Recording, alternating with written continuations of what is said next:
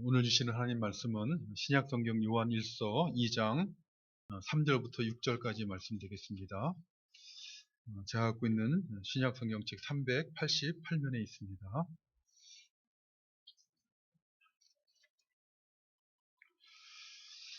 오늘 본문 말씀 요한일서 2장 3절부터 6절까지 찾으신 줄 알고 봉독해 드리겠습니다.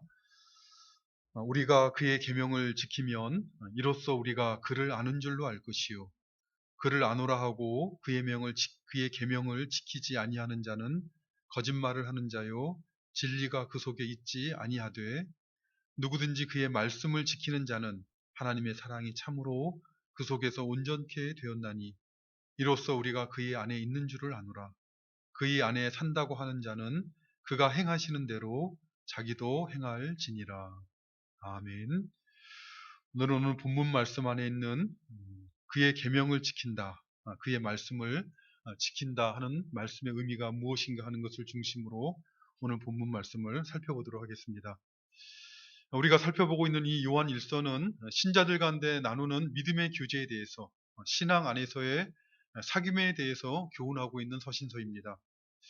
우리가 보통 사귄다 또는 교제한다 하는 것에 대해서 이야기하게 될 때 어떻게 하면 친구를 잘 사귈 것인가 또는 어떤 친구를 사귀어야 될 것인가 하는 이런 방법론에 집중해서 교제 또는 사귐에 대해서 관심을 갖기가 쉽습니다.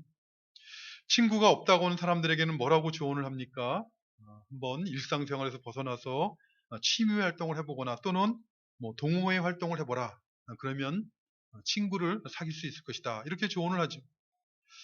친구 사귀기가 힘들다고 하는 사람들에게는 뭐라고 조언을 합니까? 첫인상을 좋게 하라. 또는 다른 사람을 웃기든지 아니면 웃어주든지 아니면은 친절을 베풀라 하는 식의 조언을 합니다. 이런 말들은 다 일리가 있는 말들이지만 모두가 다 방법론에 집중을 해서 이렇게 하라 저렇게 하라는 식의 조언을 하는 것입니다. 그런데 오늘 본문에서 이렇게 그리스도인의 교제에 대해서 교훈하고 있는 사도 요한은 어떻게 하고 있습니까? 사도 요한은 교제와 관련해서 친교와 관련해서 방법론이 아니라 본질의 문제를 다루고 있습니다. 이 친교, 교제와 관련된 본질의 문제는 바로 죄의 문제라는 것입니다. 신앙적인 관점에서 볼 때 어떤 교제를 하거나 친교를 할 때 가장 근본적이고 중요한 문제는 이 죄의 문제인 것이죠. 죄의 문제를 해결해야 된다는 것입니다. 죄로 말미암아 사랑과의 교제와 사귐이 어려워지거나 끊어지게 된 것이요. 죄가 해결되어야지 참된 교제와 사귐이 가능하게 되는 것입니다. 원래 하나님의 형상으로 창조된 사람은 에덴 동산에서 죄를 짓기 이전에는 하나님과 동행하면서 하나님과 교제하였습니다.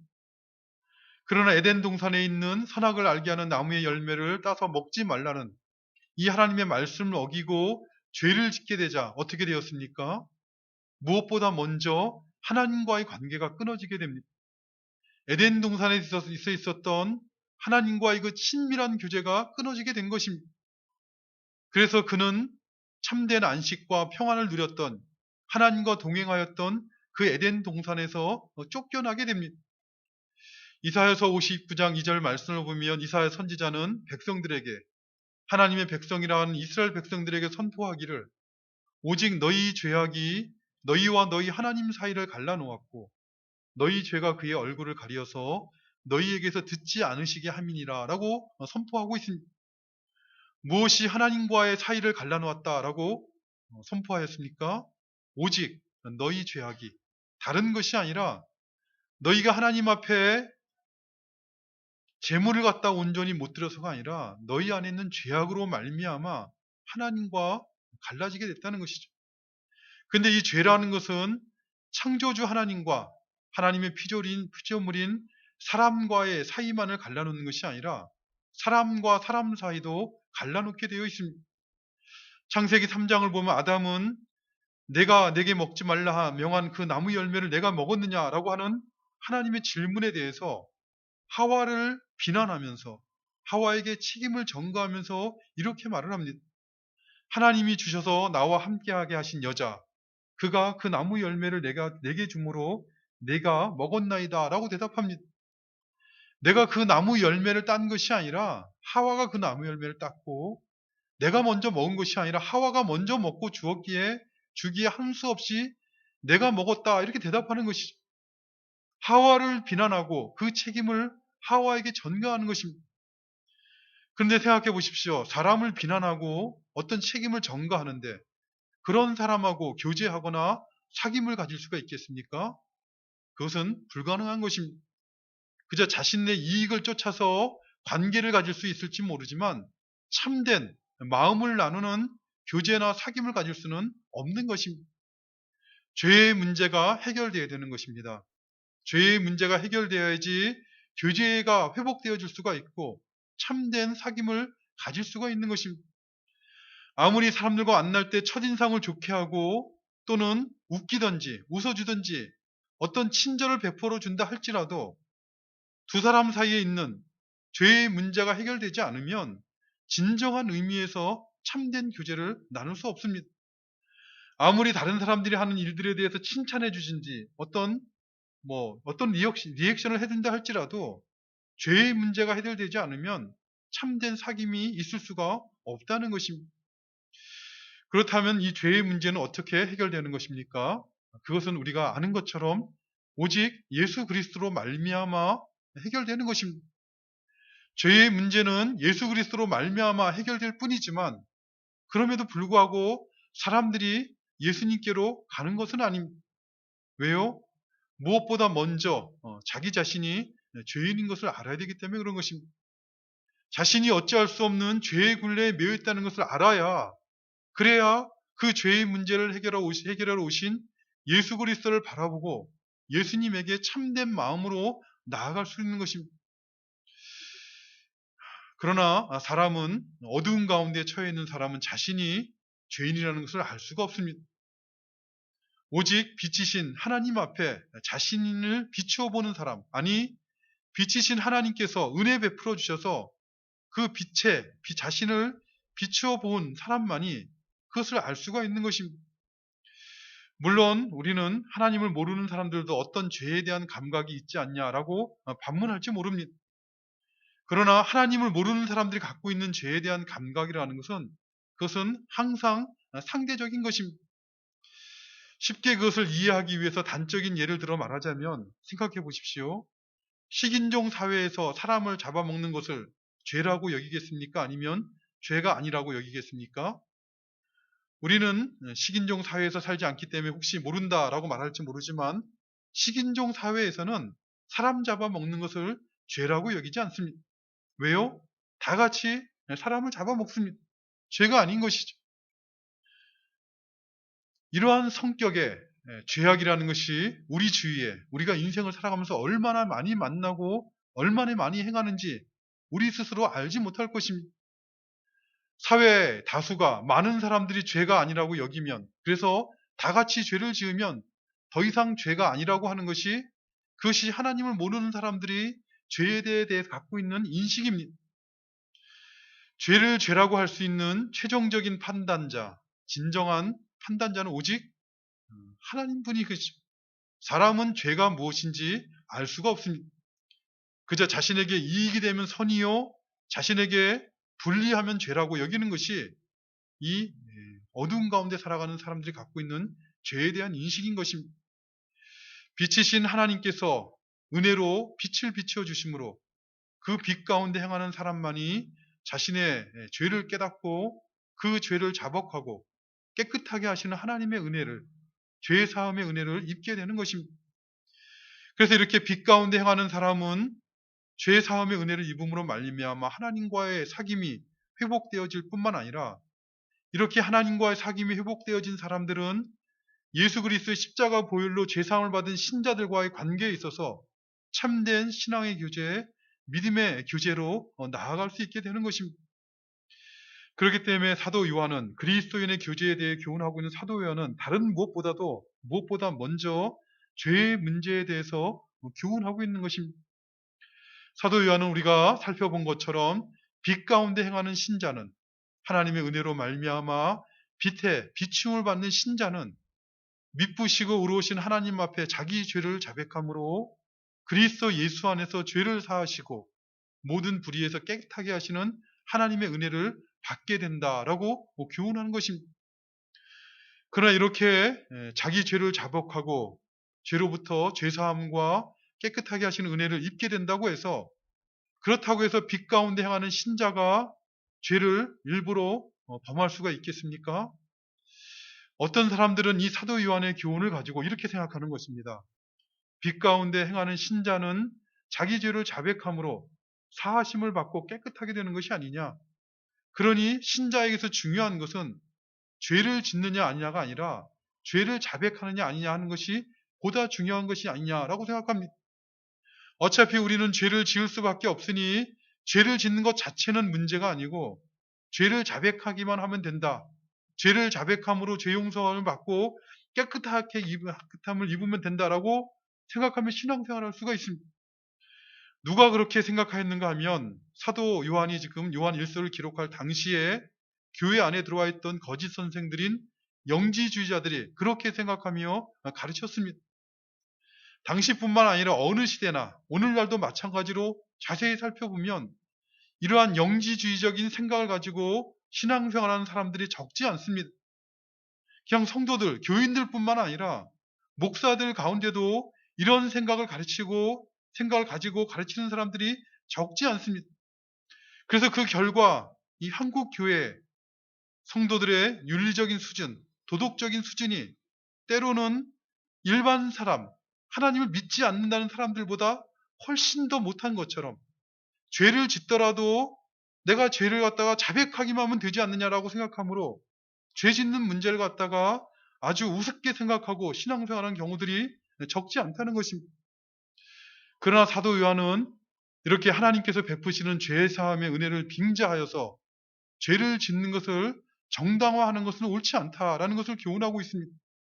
나의 자녀들아, 내가 이것을 너희에게 이렇게 말하는 것은 너희로 죄를 범하지 않게 하려 함이라 라고 분명하게 교훈하고 있는 것입니다. 그렇다면 자기 죄를 자백하고 죄사함을 받은 신자들, 그리스도 안에서 깨끗함을 받는 신자들은 어떻게 죄를 범하지 않게 되는 것입니까? 그 비결은 신자들에게 있는 것이 아닙니다. 신자들에게 어떤 능력이나 지혜가 있기 때문에 그러한 죄를 범치 않게 되는 것이 아니라는 것입니다. 죄라는 것은 아담의 범죄 이후에 태어난 사람들이 이길 수 있는 것이 아닙니다. 만일 사람이 자기 능력으로, 자기 지혜로 이 죄의 문제를 이기고 해결할 수 있을 것 같으면 예수님이 이 땅에 왜 오셨겠습니까? 이것은 예수님을 믿지 않는 불신자들뿐만 아니라 신자들도 마찬가지입니다. 신자들이 되었다고 해서 예수 그리스도 앞에 자기 죄를 자백하고 죄사함의 은혜를 입었다고 해서 죄의 문제를 이길 수 있는 힘이 생기는 것이 아니라는 것입니다. 죄의 소함을 받은 신자들이 죄를 범하지 않는 비결은 다른 데 있는 것이 아니라 오직 예수 그리스도한테 있습니다. 사람의 모든 은밀한 일과 마음의 생각을 아시는 아버지 하나님 앞에서 우리의 모든 죄악들에 대한 화목제물이 되신 예수 그리스도를 알고 그를 믿는 것, 우리 모든 죄에 대한 대언자가 되시는 예수 그리스도를 믿고 아는 것, 그것이 바로 죄로부터 죄를 이기는, 죄를 범치 않는 비결이라는 것입니다. 예수님을 알면 아는 만큼 죄를 범하지 않게 되는 것이요, 예수 그리스도를 믿으면 믿는 만큼 죄를 범하지 않게 되는 것입니다. 우리는 흔히들 예수님을 믿는다, 예수님을 믿고 그리고 구원을 받았다라고 말을 합니다. 하지만 사실 신앙적으로 이렇게 믿는다는 것 자체가 중요하지만 믿는다는 것보다 더 중요한 것이 있는데 그것은 아는 것입니다.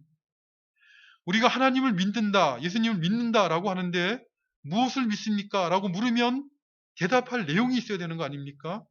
그저 나는 하나님을 믿습니다, 그저 나는 예수님을 믿습니다 라고만 말을 하면 그 믿음의 내용이 무엇인지, 그 믿음이 무엇을 의미하는지 아무런 의미가 없습니다. 자기가 믿는다고 고백하는 하나님이 어떤 분이신지, 누구이신지, 예수님이 어떤 분이신지를 알아야 되는 것이죠. 예수님을 믿는다는 것은 공허한 예수님을 믿는 것이 아니라 그 믿음의 내용이 있어야 된다는 것입니다. 이런 의미에서 그 믿음의 지식이라는 것, 이 지식, 하나님을 안다는 것과 참된 믿음, 하나님을 믿는다는 것은 분리될 수가 없습니다.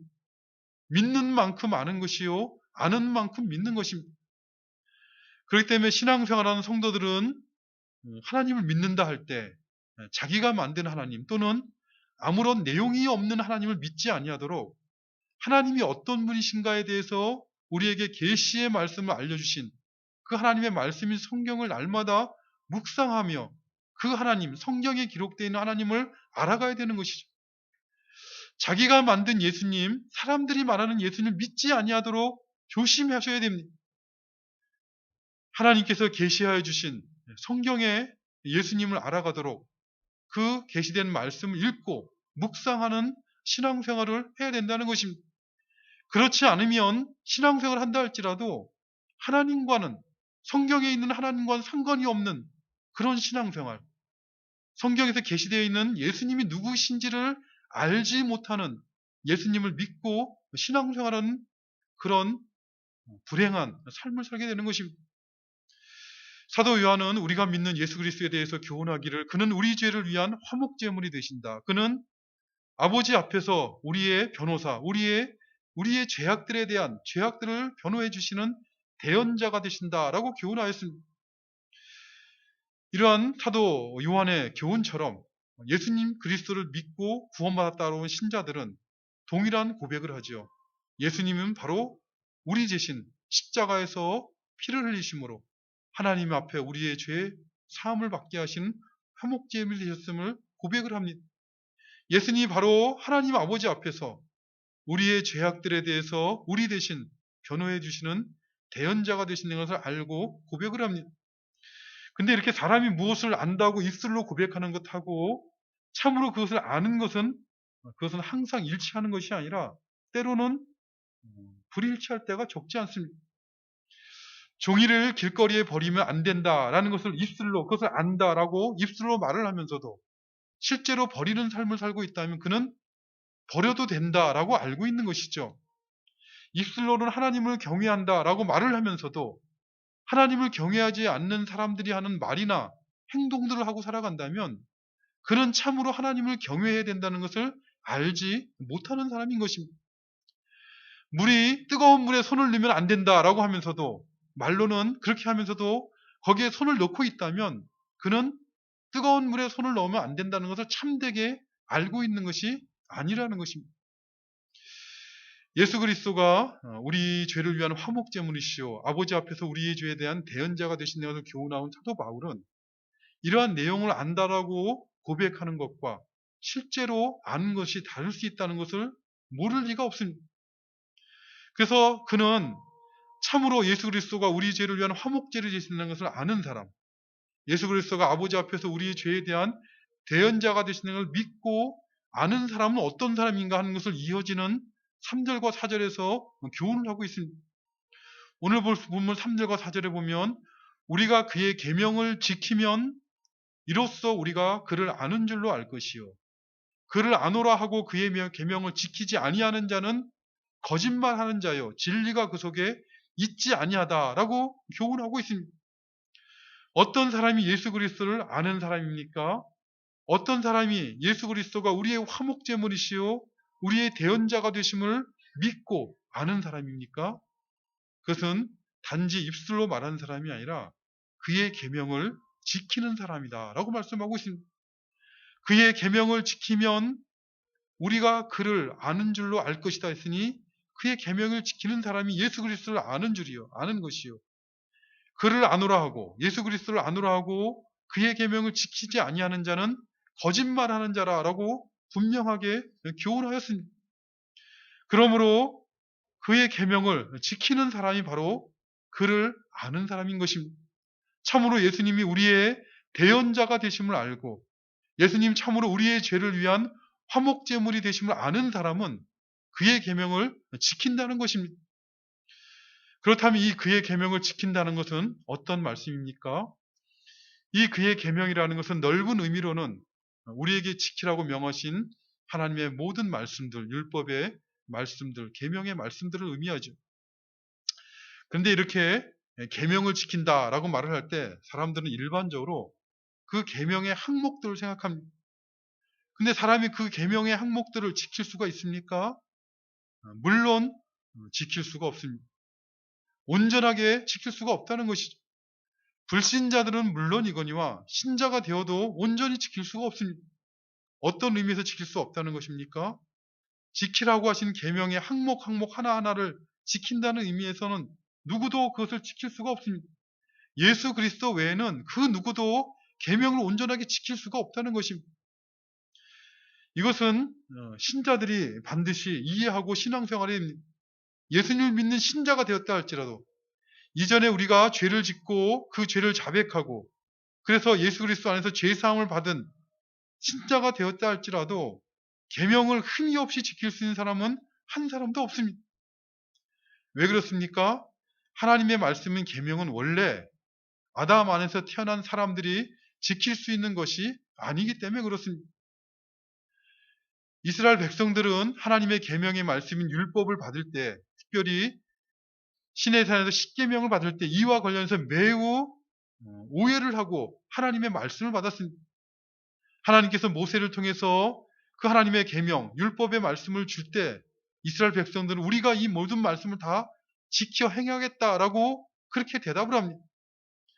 그러나 그것은 매우 자기 자신이 어떤 존재인지 알지 못하고 하나님께서 그 계명을 왜 주셨나를 알지 못하는 무지함 가운데 나온 대답인 것입니다.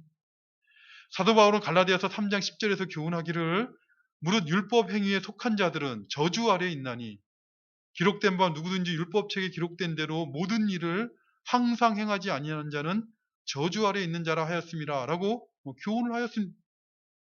율법 행위에 속한 자들이라는 것은 율법의 그 모든 계명들, 항목의 계명들을 지킴으로 의롭고 그걸 지킴으로 구원을 받으려고 하는 자들은 저주 아래에 있는 자들이라 이렇게 교훈을 하였습니다. 그럼에도 불구하고 오늘 본문 말씀이면 사도 요한은 계명을 지킨다라는 말을 하고 있는 것이죠. 이 계명을 지킨다는 건 도대체 어떻게 하는 것입니까? 오늘 본문에서 이 계명을 지킨다는 말씀은 그것은 항목으로서의 계명을 지킨다라는 의미가 아니라 계명이 의도하는 그 의도하는 바로서의 계명을 지키는 것입니다.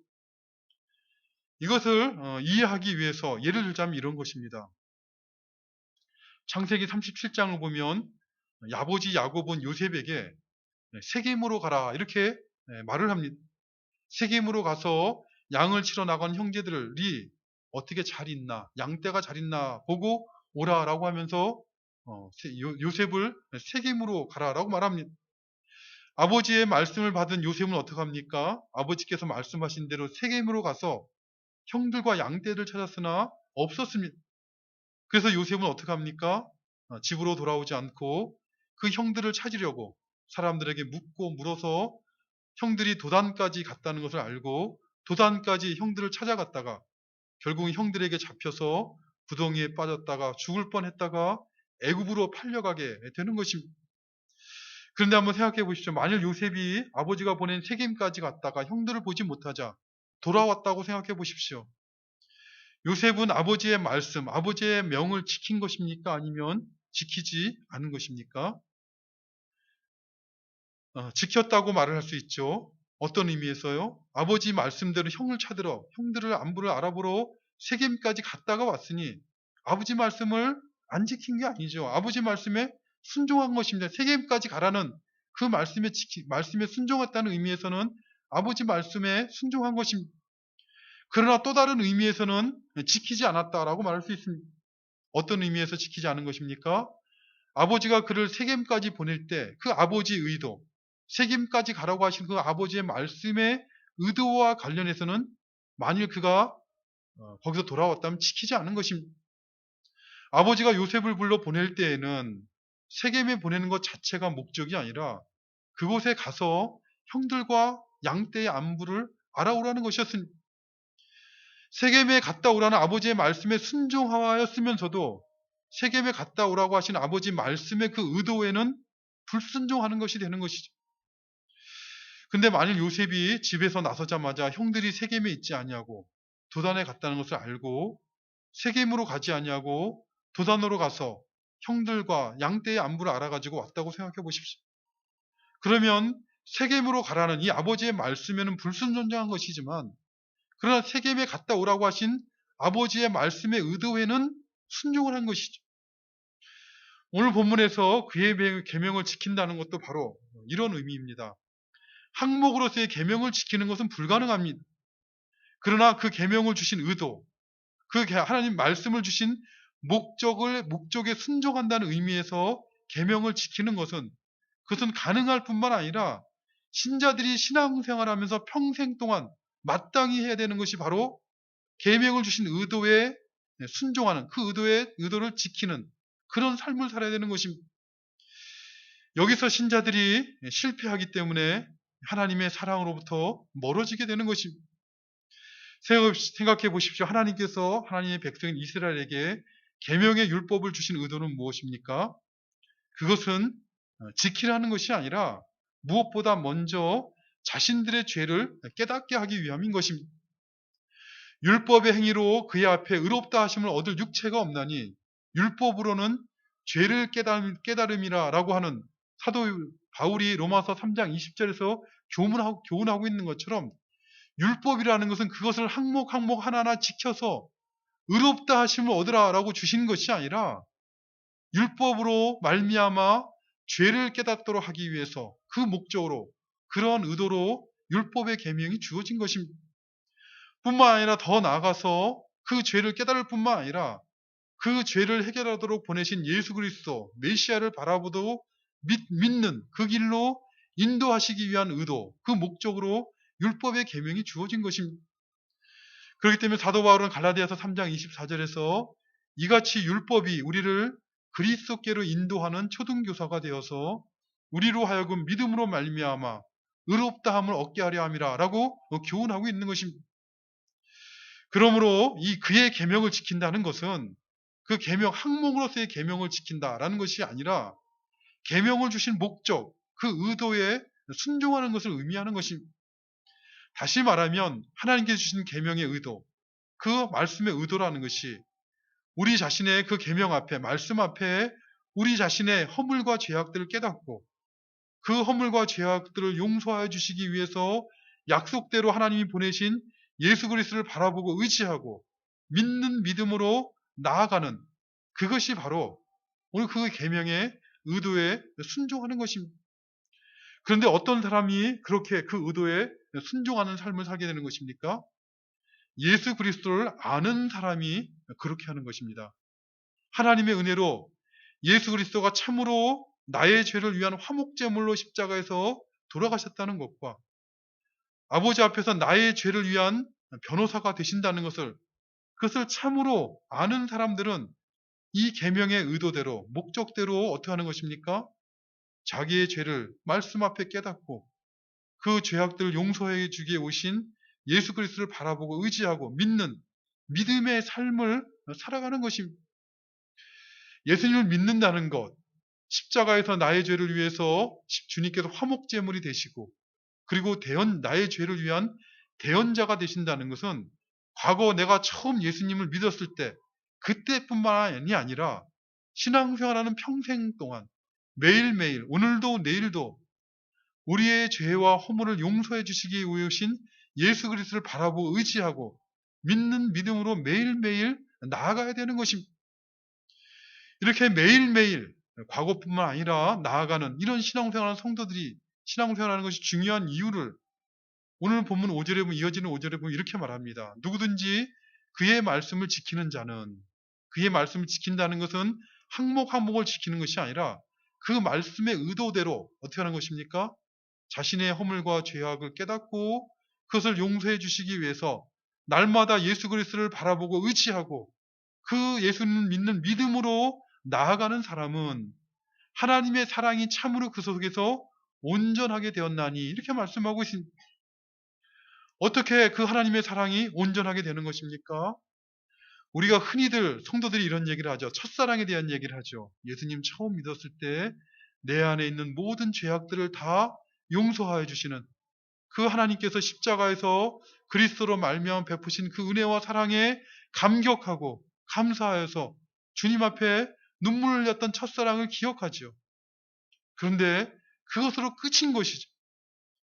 그 다음에 신앙생활 하면서 우리가 온전하게 살아가는 것이 아님에도 불구하고 예수님 믿고 난 다음에 신앙생활 하면서 짓는 죄들에 대해서는 예수 그리스도 앞에 나아가지 않는 그런 신앙생활을 말미암아 그 첫사랑을 가지고 신앙생활을 한다고 하지만 그 이후에 하나님의 사랑에 안에서 그 심령이 온전하게 되어진 그 은혜가 무엇인지를 깨닫지 못하는 것입니다. 그렇기 때문에 사도 요한은 그의 말씀을 지키는 자는 하나님의 사랑이 참으로 온전하게 된다라고 말씀하고 있는 것입니다.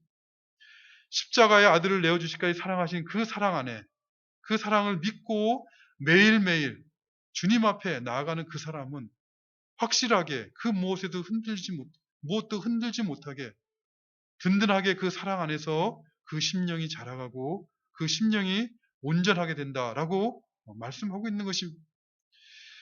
사도 바울 로마서 8장에서 이렇게 고백하죠. 내가 확신을 하노니 사망이나 생명이나 천사들이나 권세자들이나 현재일이나 장래일이나 능력이나 높음이나 깊음이나 다른 어떤 피조물이라도 우리를 우리 주 그리스도 안에 있는 하나님의 사랑에서 끊을 수 없으리라. 이렇게 고백을 하고 있습니다. 이러한 고백은 사도 바울의 고백일 뿐만 아니라 자신의 허물과 죄악을 용서해 주시기 위해서 오신 예수 그리스도를 신앙생활하는 평생 날 동안 의지하고 그래서 그분을 믿는 믿음으로 매일매일 주님 앞에 나아가는 신자들의 신앙 고백이 되는 것입니다. 이런 하나님의 사랑을 날마다 알아가는 첫사랑뿐만이 아니라 우리가 신앙생활을 하면 할수록 이 하나님의 사랑 안에서 우리의 심령이 더욱더 든든하게 세워져가는 그런 신앙생활하는 우리가 되시기를 바랍니다. 자신의 허물과 죄악을 용서해 주시기에 오신 화목제물이 되신 예수 그리스도, 우리의 대언자가 되신 예수 그리스도를 바라보고 의지하고 그분을 믿는 믿음 안에서 평생 신앙생활하는 우리 모두가 되시기를 간절히 바라는 것입니다. 아버지 하나님 감사합니다. 우리의 어떠함을 우리보다 더 잘 아시고 예수 그리스도로 말미암아 우리가 과거에 지은 죄뿐만 아니라 오늘날 우리가 갖고 있는 허물과 죄악들 그리고 앞날에 우리가 행할 모든 허물과 죄악들을 십자가 보혈로 다 용서하시고 또 우리를 깨끗게 하시는 하나님이신지를 저희가 믿고 감사를 드리옵나이다. 하루하루를 살아갈 때 그저 과거에 죄사함을 받은 그 은혜에 그 사랑에만 감격하여 살아가는 것이 아니라 그 사랑 안에서 우리의 심령이 자라갈 수 있도록 예수 그리스도에 대한 우리의 믿음이 더욱더 견고하게 세워져 갈 수 있도록 주의 은혜 가운데 저희를 붙잡아 주시옵소서. 예수님의 이름으로 기도드리옵나이다. 아멘. 우리 같이